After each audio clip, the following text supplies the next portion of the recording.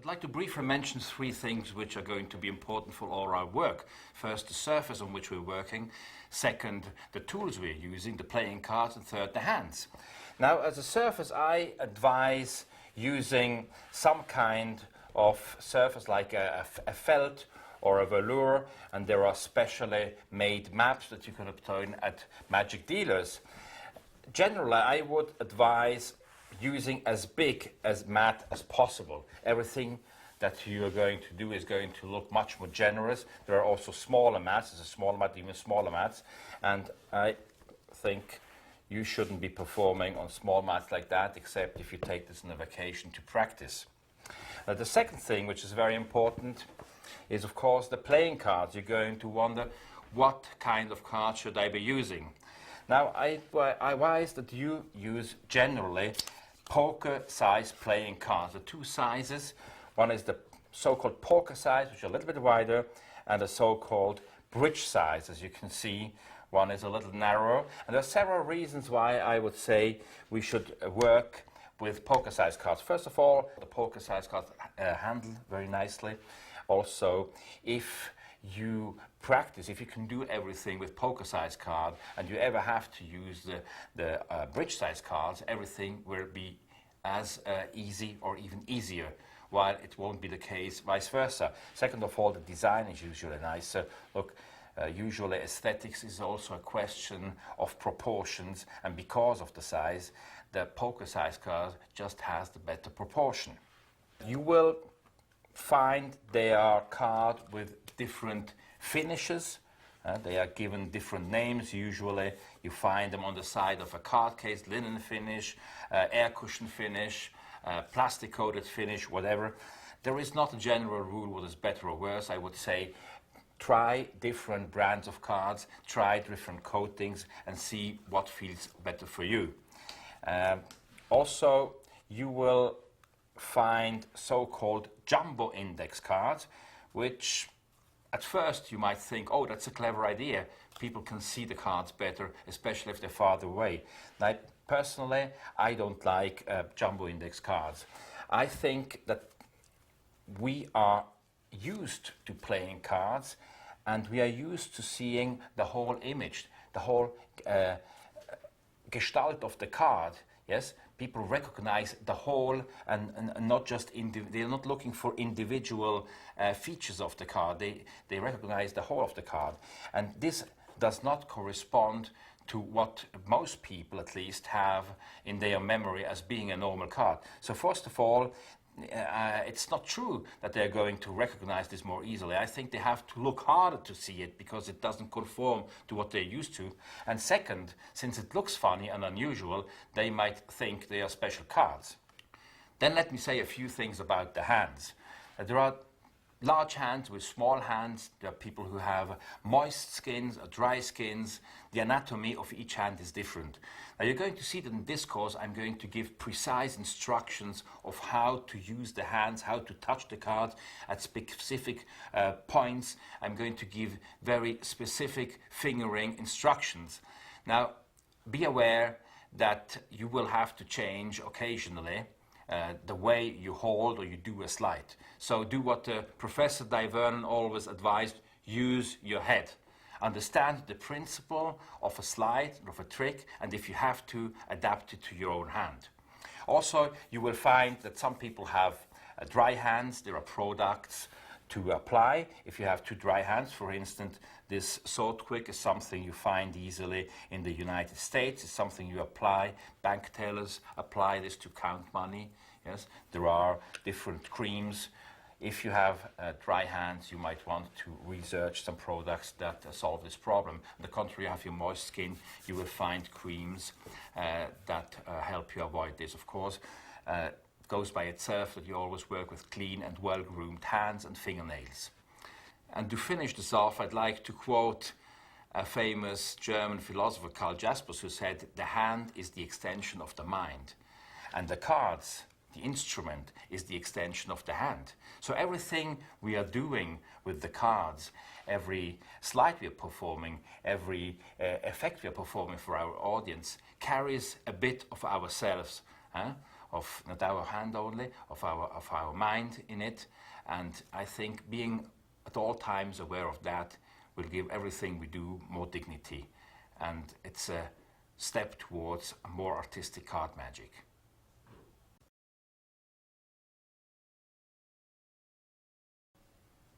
Let's start with two basic grips. One is the dealing position, and the other one, the so-called end grip, also referred to in the literature as the biddle grip or biddle position. There are a few things that are important with the dealing grip. First of all, the left forefinger. The left forefinger is at the outer end and it controls the deck. If you didn't have it there, the cards would slide out of the hand. The second thing, the deck is not deep in the hand like that. You don't not clutching the deck. So it's sort of floating very lightly in the hand. Yes? Do you remember one metaphor that the deck is like a bird? Hold it firmly enough so it doesn't fly away, but don't hold it too much, otherwise you crush it. I'd like to draw your attention to this little space that the deck, you don't hold it like this, you hold it up like that. And the sign that you're doing this correctly is that the outer phalanges of the fingers will show just about halfway. The thumb can be held either lightly on top of the deck like this, on the side, or best of all, if it's possible, just like that. Because in body language, which is a language we should all learn, this says, I have nothing to hide. It's all very honest. Now, the best grip of all is to let the deck on the table. As often as possible, when it is not necessary, rather than holding it in the hand, doing whatever can be done. If it's not necessary to hold it, then put it on the table. In many presentations, the spectators at the end will say, how did he do that? He didn't even touch the cards. So that's the basic dealing position. There are some slight variations. First of all, there's the elevated dealing position. Now, if you transfer the deck from normal to elevated dealing position, that's how it looks. Now, it might look to you as if it slides, if the deck slides along all the fingers. What it really does, I'm going to turn a little bit so you can appreciate this, is the right side remains in contact with the fingers. It's just like a hinge, like the page of a book. And the left side will slide along the left thumb. So here is how the transfer looks. And that's a move that's going to be very useful a little bit later. And a further variation is a so-called straddle grip. That's when you move the little finger to the inner end. It will allow us to have further control with some specific techniques. The end grip, I distinguish between two kinds of end grip. The open end grip, which means you're holding the deck like this and leaving as much of the deck visible. Whenever it's possible, use an open end grip. Sometimes you will need to protect certain things like gaps in the deck, jogs or whatever, so we're holding the deck in a closed end grip. Here again, make sure that the fingers are at about an angle of 45 degrees, which still will allow a maximum of the surface to be visible, as opposed to holding the pack like that, which obscures everything and just makes it obvious that we are hiding something.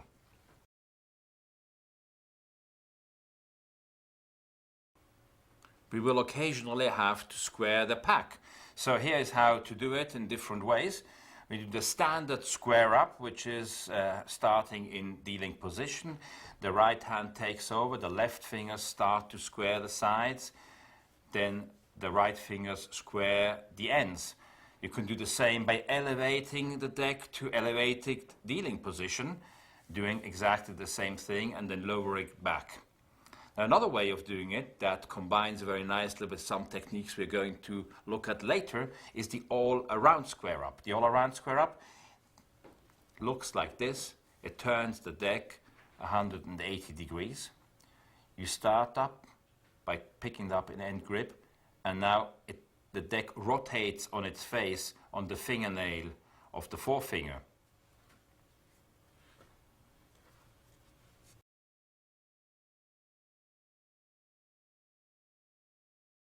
We will have to cut the deck in different ways. Now, one way, the most efficient, fastest way, is just a cut in the hands. A cut in the hands looks very simple, just a small detail to make it look more elegant. When you transfer the top packet to the bottom, you will have the left fingers coming to your way. So in order to avoid that and still have a perfect control over the left packet, it is pinched at its outer left corner with the thumb and the base of the forefinger. So these three fingers can open up easily. The pack is put under, the deck is squared and lowered back. Then there is another category of cut where we cut from the hand to the table.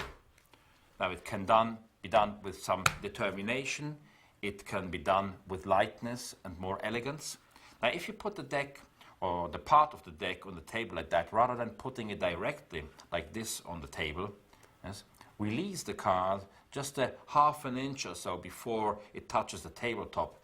Now look, the difference if you do it like that or if you did it like that. It just conveys lightness, and that's what we are looking for at all time, handle the card with much sensibility and lightness. Then we have a different technique which is used in many other procedures, which is the swing cut. The swing cut goes like that. Now here are the details of the handling. Once the right hand takes it in end grip, only the ring finger and the middle finger control the deck together with the thumb. The right forefinger lifts up about half the top portion. Now the first difficulty is getting that corner out. So you lift and go to the left. These fingers, and turn them a little bit, they bow a little bit outwards like this. If after a few attempts you will be able to do that. Now the upper portion is clipped by the left hand and the right hand dropped on top. So that looks very elegant. That's the swing cut. There is when a cut from the table to the table, when the deck is already on the table, go like that. And there is the cut from the table to the hand, when the deck starts out on the table and ends up in the hand, like this.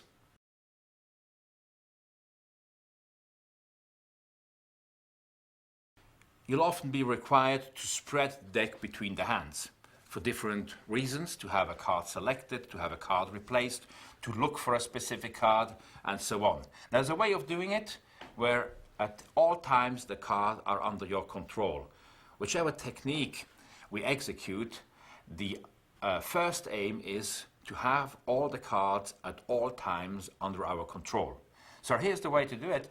When the deck starts in dealing position, the little finger goes to the back, so we have a straddle grip to start with, and the left thumb pushes the card into the right hand, which receives them also in a straddle grip. Now the left little fingers and the right little finger is very important because it will avoid that the card fall out of our hands, especially if you have to hold the deck a little bit up to show the cards, for instance like this. Or also it will allow us to have a wider spread. Now here is how the spread works. It is a combination between pushing the cards and taking them in the right hand and then walking the fingers. So if I put this in a horizontal position, you can see that. Try just to get the feeling of how this looks and then try just to imitate that. Maybe you look at this in slow motion again, and you see. It's important that the cards flow regularly. You can have breaks, of course, rhythms to say, so I would like you to take the card and you take a card, but make sure the cards are under your control at all times. Now, a specific application of spreading the deck between the hands is when we want to remove a specific group of cards. Let's say we want to remove the 4 aces from the pack. So here's how to proceed. We start spreading the cards between the hands until we reach the first ace. We lower the right side, clip the ace at its inner right corner and push up. Proceed up to the next ace, go back, go up. Proceed to the next ace, go up. Proceed to the next ace, go up. We call this action dribbling the cards. Dribbling the cards, you can dribble them in your hand, or even better, if possible, dribble them on the table. Here's the action. It's a question of hold and pressures. If you hold the deck in end grip, like this, press lightly with the forefinger, and just practice releasing them individually, if you can. Now at the beginning they will come as a block, but you keep on practicing at regular intervals, you will be able to do it more or less like this, and that's more than sufficient. It's very nice to dribble them in the hand and to make sure that they are at all time under control and don't fall out of your hand. It's a good idea to receive the cards in a straddle position like this. If you want to obtain a very regular and very nice looking dribble, you may want to use that grip, which is a diagonal grip of a ring finger and the thumb. Now this will allow you to release each card practically individually. However, the hand looks a little bit more unnatural, so I advise using most of the time this kind of handling whenever you dribble the cards.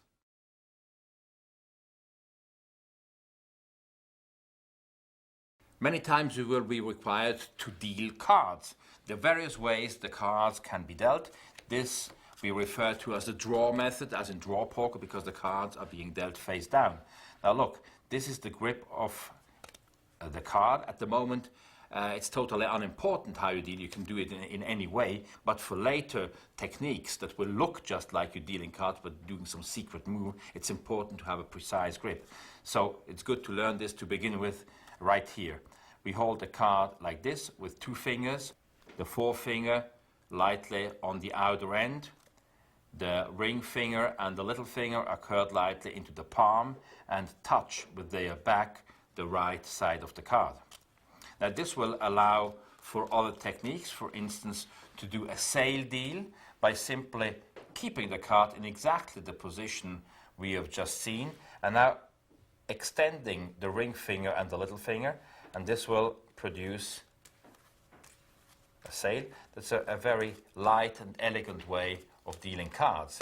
Now another way of dealing cards, which is going to be very helpful in many presentations, is to deal them stud ways.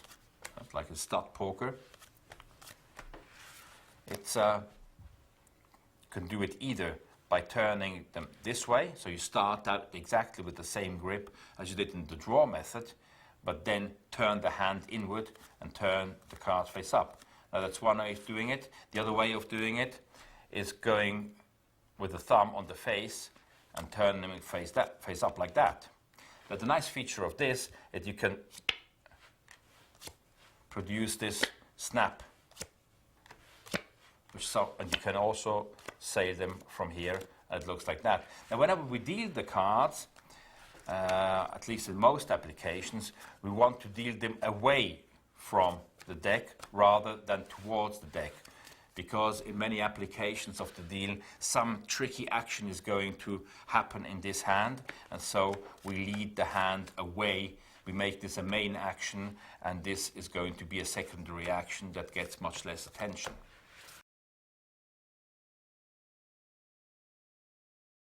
Here's a very important technique we're going to use throughout, almost throughout every trick. It's called a break. A break is a separation between two packets or under a specific number of cards. Let me first show you how to obtain a break and how to keep a break in the center of the pack. I'm going to turn around like this. The deck is in dealing position.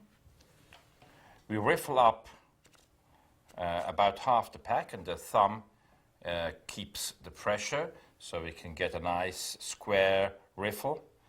And at this point, the left little finger moves in a little bit, it just presses a little bit in, so that when we release the upper cards, just the pad of the little finger gets caught in between the packets.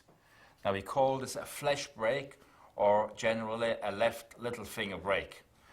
Now, whenever you read that, it's in the literature, it's not putting in a little finger like that. So it's just catching the flesh of the little finger, just the pad of the little finger. Now, let's look at a few details. In order to protect the brake from the right side, we can move the fingers like this. And as you will see, it's very important to keep the brake not like so, but to move the little finger slightly over the inner right corner of the deck. So by moving it like that, and moving the other fingers alongside the little finger, the gap will be very effectively be protected. Now, another thing to take care of is that the packets don't separate here, so that the separation becomes visible to the spectators who look from the front. So in order to do that, well, you have to practice a little bit, but also to know exactly the pressures. There is a pressure that goes from the thumb, yes, from this part of the outer joint, of the outer phalange of the thumb, to the pad of the forefinger. So if you imagine it's a sort of, it's like a nail going through here that controls the deck. Now you have a very similar grip that looks like that, but in reality it's this pressure that controls the cards. And now if you obtain a brake at the back, it's invisible, it's impossible to see, and still you have a very effective and quite large and safe separation. Now, many times we will have to obtain a brake under the top card of the deck, and here's how we can proceed. Now, first is a two-handed method. Two-handed method, the right hand goes over the deck for some reason. Maybe we drivel the card, now we go and square up the deck. Maybe we spread the deck between the hands and we use both hands naturally to square the deck. Whichever reason, the right hand is now in this position, and you lift up lightly on the card, press the little finger on the side as we did before, and instead of obtaining the brake and holding it in the center, it's being held like this. Now, a very important thing, or two things. One is, rather than lifting up, danger is lifting up the top card too much is a visible action. So it's a good idea to just try to keep the top card as steady as possible and turn the left hand slightly inward with the rest of the cards. So what that does is that all the cards will be lowered while the top card practically remains steady, and above all it remains flat. Yes? We want by all means to avoid this thing, which looks like this a ski jump. Also, in order for the right thumb to securely and easily pick up the top card, you want to bevel the deck slightly. So I'm going to exaggerate this for clarity here. The cards are beveled like this, which means that if the thumb afterwards pulls up like this, it will be easy to get 1, 2, 3, 4 cards. And remember, you're not lifting up, but you're lowering the deck. So you have a very natural looking movement. Let's look at the one-handed method to pick up a brake beneath the top card. Now, the most obvious way of doing it is just to push lightly, and I'm going to exaggerate this, and then draw the card back. And as the card is drawn back, the left fingers close up like this. They open up when I push the card. They close up like that. And in the closing up, the left little finger, the pad of the left little finger, is being caught between the top card and the rest of the pack. Now, a much more subtle way of doing that is doing it like the great Vernon suggested of doing it. Pull the thumb a little bit further down, use the forefinger as a pivoting point, and lightly push the card over. Now you'll see that because of the pivot, the card will angle. It won't slide parallel to the other cards, but it will angle, and that will be enough. Look, there's a far more than enough to just close in and get a brake under the top card. Now, of course, it needs to be covered whichever technique you use. So this is covered by making a gesture, by saying, "Sir, would you just like us to assist you?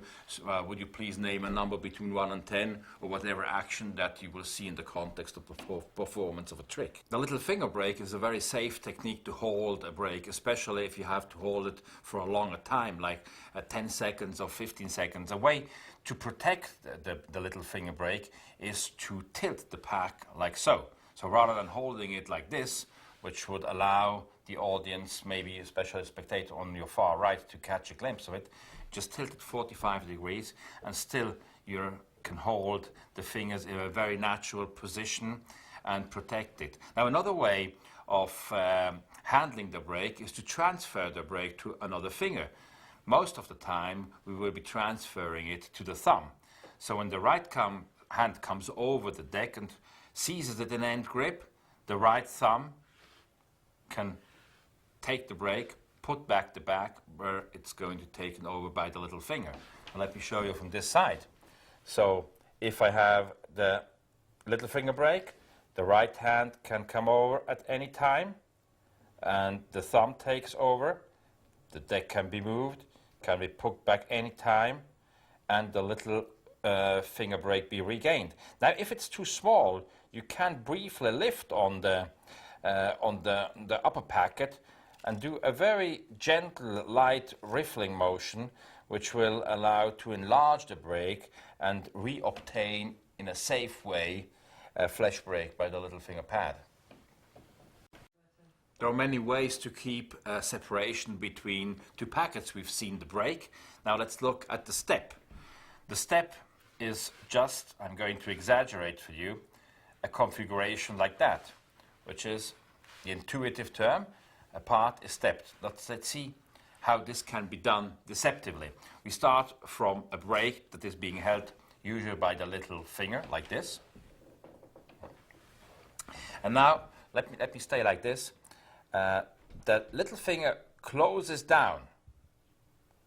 This results in the break being lost, but at the same time, the upper packet being shifted into an oblique position. I'm going to exaggerate this a little bit like that, and you obtain more or less this configuration. So let's look at it again.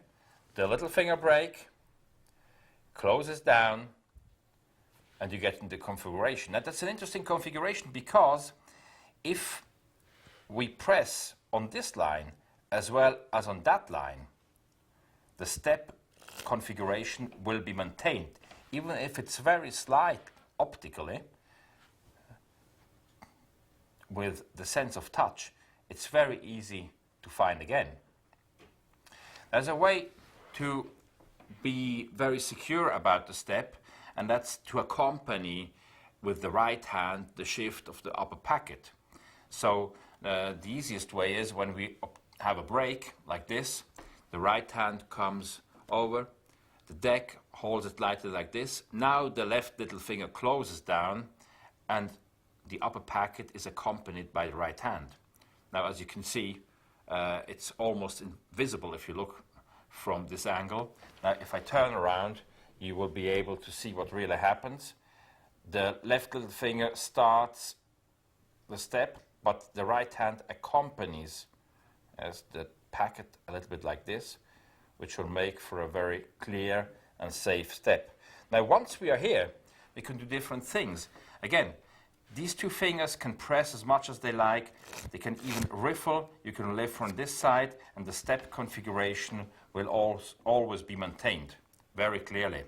Now, to further cover it or to delay it in time, we can do a squaring action. Of course, it's not really square because the fingers just slide very lightly along the right side.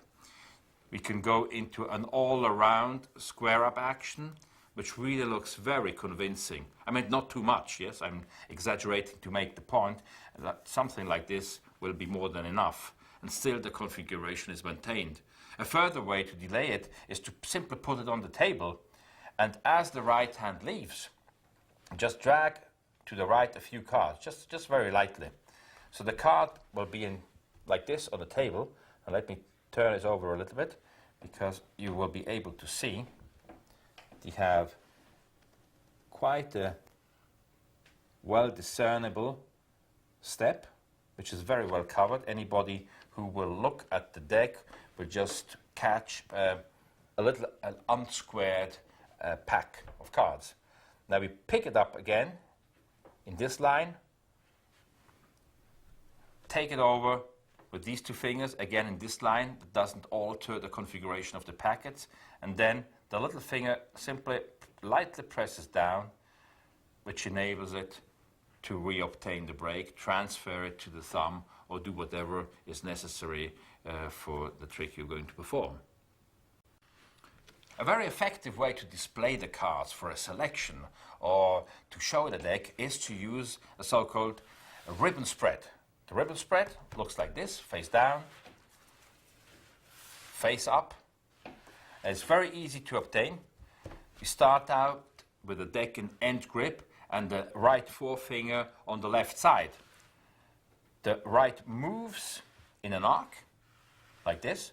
And when you hold the deck like this, the forefinger just opens slightly, and with its opening, lets the card slide out. At the same time, the forefinger presses down. So that's how it looks. So after the deck has been spread, it needs to be picked up, which can happen by joining both hands like this. The left hand, this looks very neat and very elegant, and the deck ends up again in dealing position. Or it can be done with just one hand. Now when you spread the cards and you do it this way, the indices will face towards you. That's an advantage if you want to look for a specific card, or if there is an arrangement you don't want the audience to detect very quickly. The indexes standing on their heads make this more difficult. If it is important that the audience sees the indexes in a clear and unmistakable way, now either you do it with your left hand, as I just did like this, or you change the grip like so and spread the card like this. You're going to obtain a very nice ribbon spread. Now there are different ways you can ribbon spread them. You can ribbon spread them diagonally, you can ribbon spread them in a straight way, you can even form letters with it, you can obtain any kind of configurations, and later on we're going to see actually a very nice card trick performed with an unusual configuration of a ribbon spread. We're going to use the card case occasionally, so let's have a brief look at the card case. The correct way of preparing a card case, most brand of cards will have a flap like this that has two slits on the sides. So it's important to open it all the way there.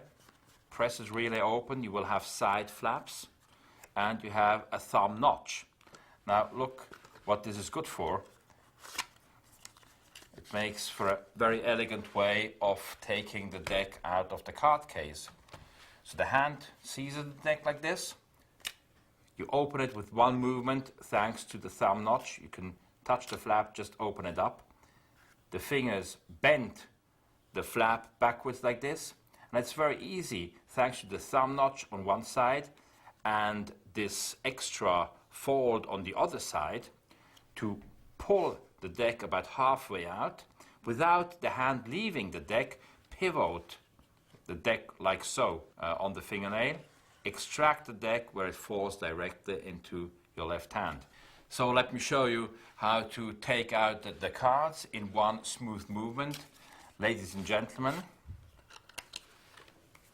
a deck of 52 playing cards.